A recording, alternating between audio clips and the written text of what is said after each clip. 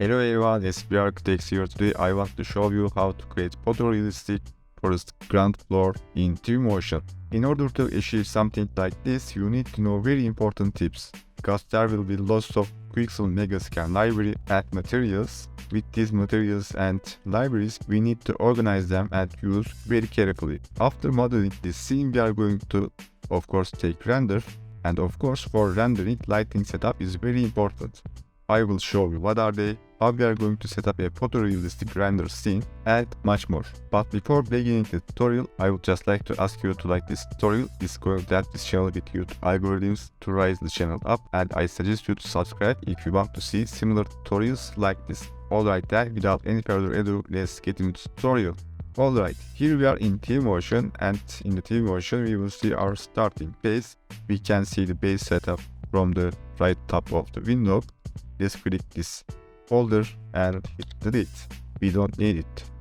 And I'm going to rid of with this floor, and we can save this. It's not important for now. After that, we are going to go to the vegetation and landscape. We will use this flat. Let's just drag and drop into the scene.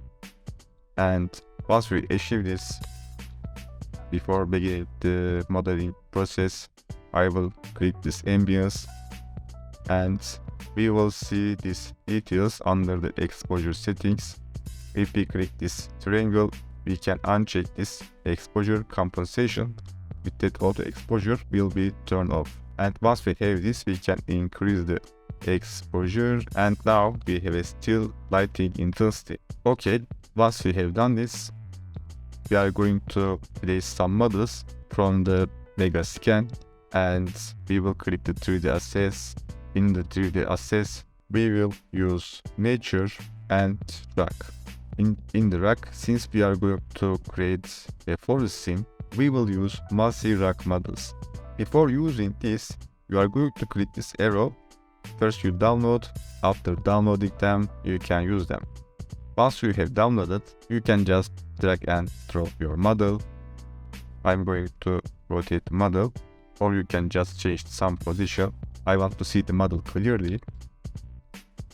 And this model too. Maybe this one. I'm choosing them randomly. We don't need this. And yeah, it's enough, I think. Maybe some arranging. Place here, rotate.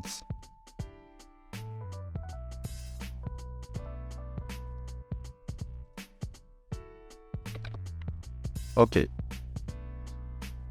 we will see something like this. But as you can see here, our grass is not suitable with this mossy ground. So we will change this grass texture. Let's go to library, Megascan, surface. Let's go to bottom, ground, forest, and we will use these materials: twigs and limbs, spruce, floor, fallen leaves, and others. If you try dragging and dropping material into your scene, it's not working, because this is a landscape model. If you want to change landscape model, you will use this paint and you will drag this material to here. But the problem is, if you haven't used the material before, you cannot drag and drop into here. It's not working, it's a bug. So to solve this problem, we will use the material for other objects.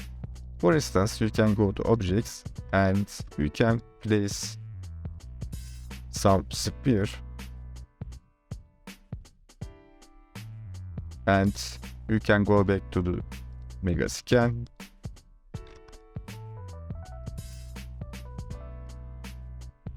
You will drag your material to those spheres. Once you achieve it, you will be able to use these materials onto your flat landscape. Okay, this knowledge is in your pocket. It's time to use it. let's click our class. Unfortunately, we will locate again library, Megascan, surface, ground, forest, and I'm gonna drag this into this grass one. And maybe this fallen leaves, we can change it later. Also, we are going to use a border material, so I will directly use this search button. I'm gonna enter swamp. We have this swamp border, drag and drop here, and this step is very important. Now we will use original material library. Ground, nature, go to the bottom of the page. We will use this wetmat and wetmat 2. I can't remember which one is correct. Let's try them both. Okay, now we can rid of the spheres.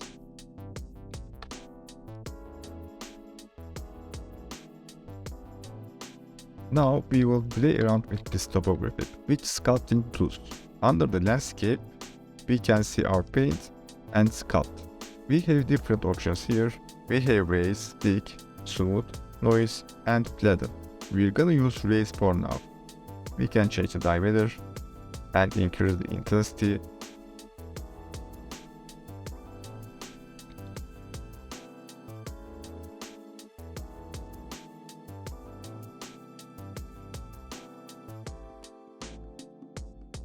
Let's use the smooth.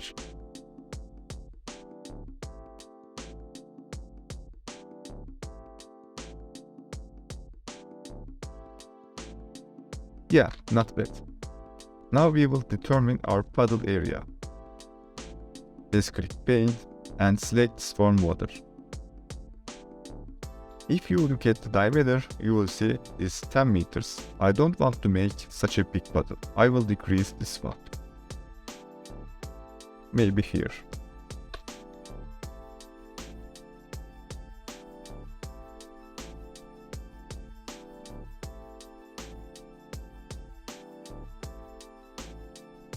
Just like that. After determining the area, you can go back to the sculpt and you can give more height around the puddle.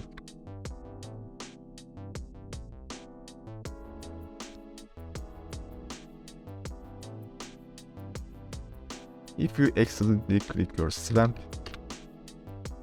you will see some weird effect. To solve this, you can click the flatten and you can flat your border. If you are having problem with the scale, you can go to library and place any model to understand the scale of your model. As you can see, this texture size is too big, we will decrease.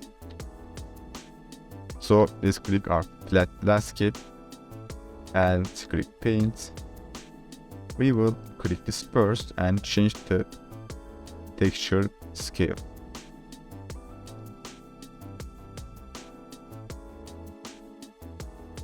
Just like that. Now we can understand our puddle is very big. It's not a puddle, it's like a lake. But anyway, let's continue. And by the way, if you to give additional smooth effect for your puddle, we will click this fade and decrease the diameter and paint borders.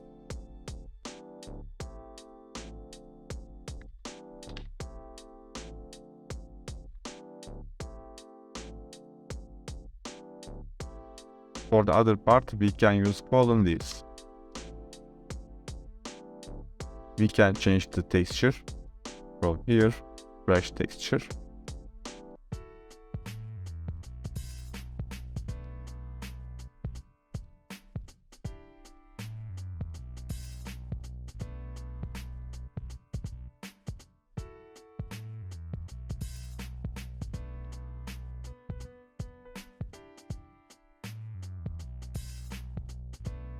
There we go. Let's put this aside for now. We will place our trees and some vegetations to understand the scene better. On the bottom of the window, we have our populate. Let's click it and click foliage. And we will click paint. After that, we go to trees and we're gonna determine the trees we are going to place. We have Japanese trees. These Japanese models are of better quality.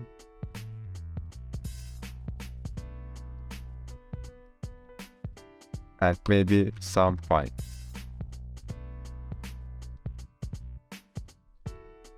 Once we have done this, we are going to click our models here. It's important. Without that, you cannot brush. And click this paint brush tool.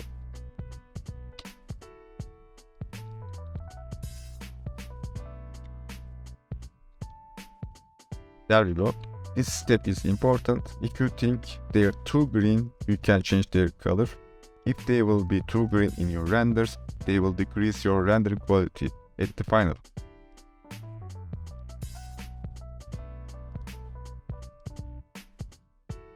I will give them some yellow and red. Okay, these were trees. Now we will place our ferns. From the populate, paint, bush, and randomly I select this fern. And maybe this kind of grass material, grass model, maybe one bush. Now it's time to paint.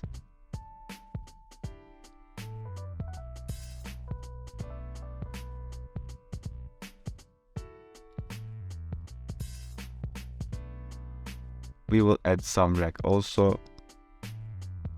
To add more shadow into our scene, I will bring the trees closer to the model.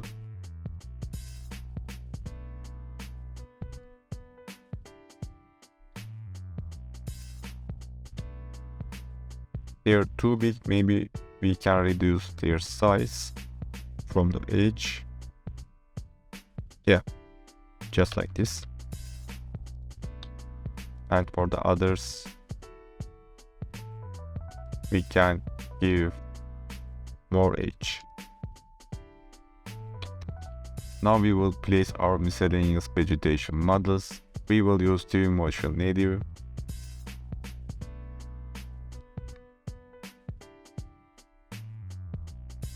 Maybe a fallen tree here.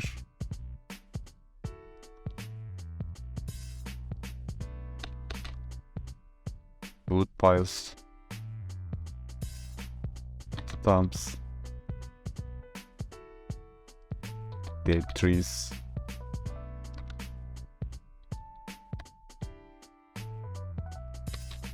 And of course branches. With that, our scene will receive more depth.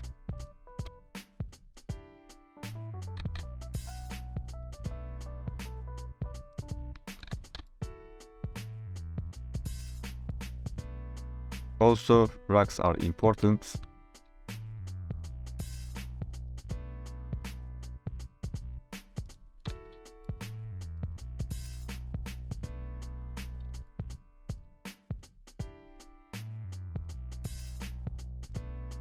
In the Megascan, there are better quality models.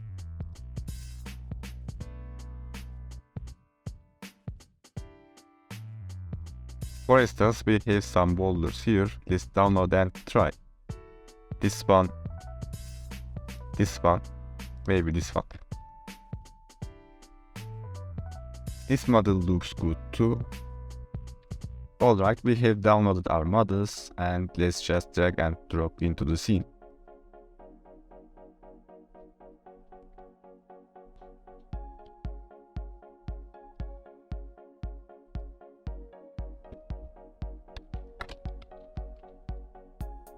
I will bring this very close to the puddle.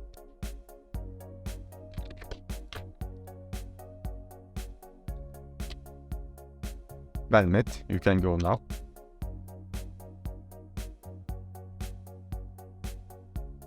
Maybe this rock may look like it's about to pop out of it. or not. It's time to add more detailed models. This time we go to 3D plants. Let's go to shrub, forest. The more different model type, the more realistic scene. So I will use this raspberry, spindle, lingonberry, elderberry, black locust, and blackberry models. I'm gonna place them randomly. They comes with the folder, so we can easily move around. Yeah, okay, I think it's enough. Now we can place them randomly.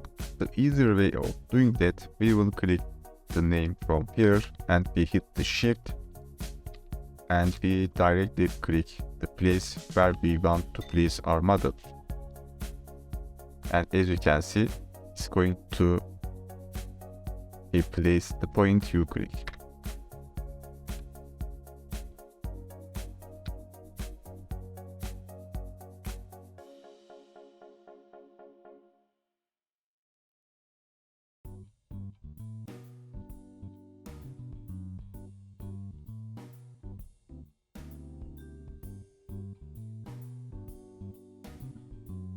There we go.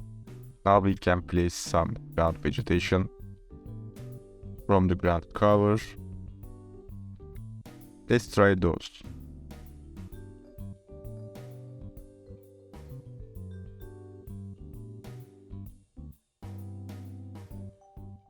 There we go. Now we place our key model, mushrooms. But this time it's in the 3D Assets Nature mushroom folder. I have downloaded it before. If you hover over the model, you can see the whole model appeared here.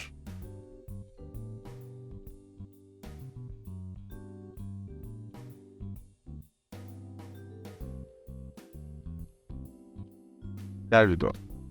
Now our model is complete. It's time to set up our lighting.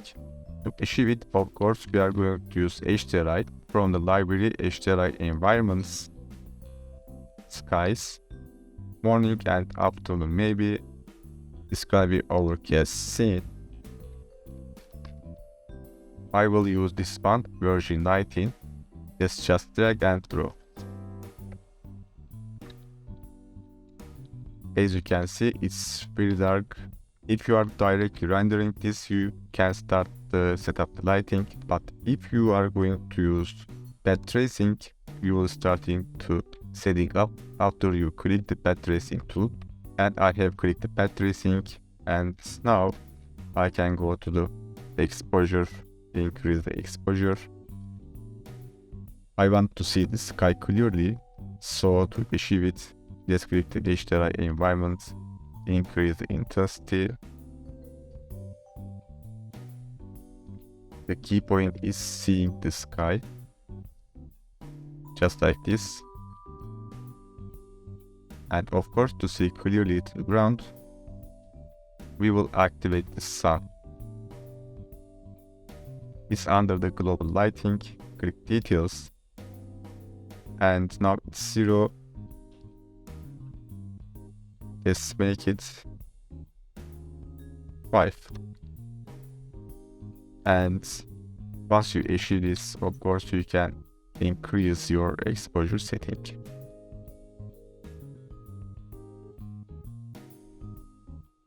Just like that. By the way, I have realized we have too much matte. I'm gonna decrease it. I'm gonna make it smooth water.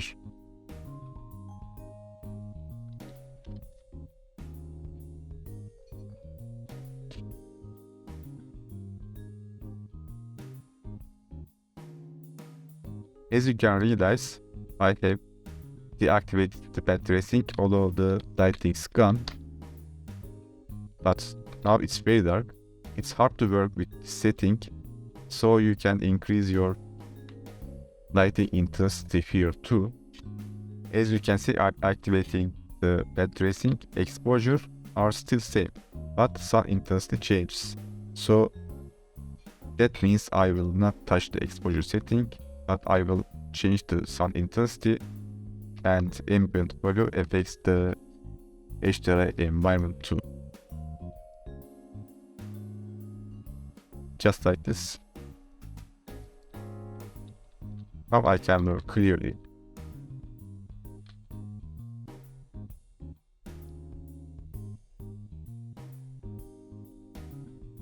Of course, the more model you place, the more realistic scene. Anyway, let's move on. Actually, our scene is nearly done. We can set up our camera and hit render.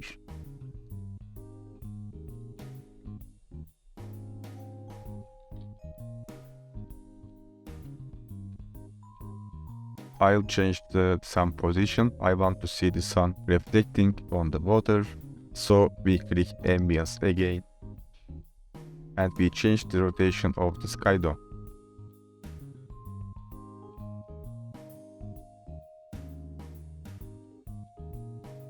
Let's increase the sun size so we will have softer shadows.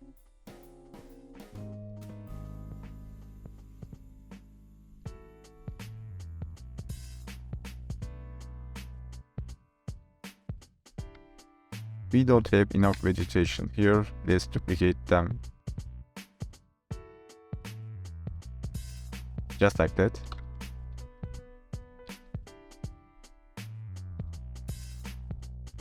And once we have decided this, we will go to ambience again, go to camera and activate the depth of field. Click enable. And we click the focusing distance, maybe this rock or in the middle of the water, just like that.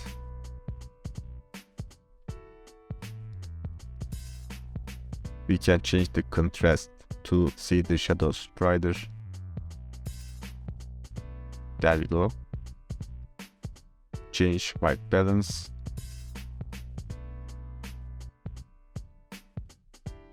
And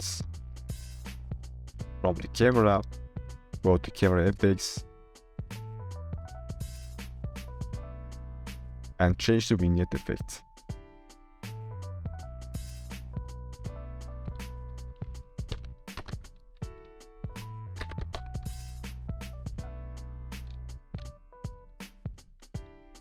Alright, once you decided the position, you can go to the media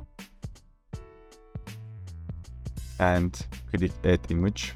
If you want to increase render quality, you go to render, click the height, change the image output to HD or 4K, you can select that, click export and click image.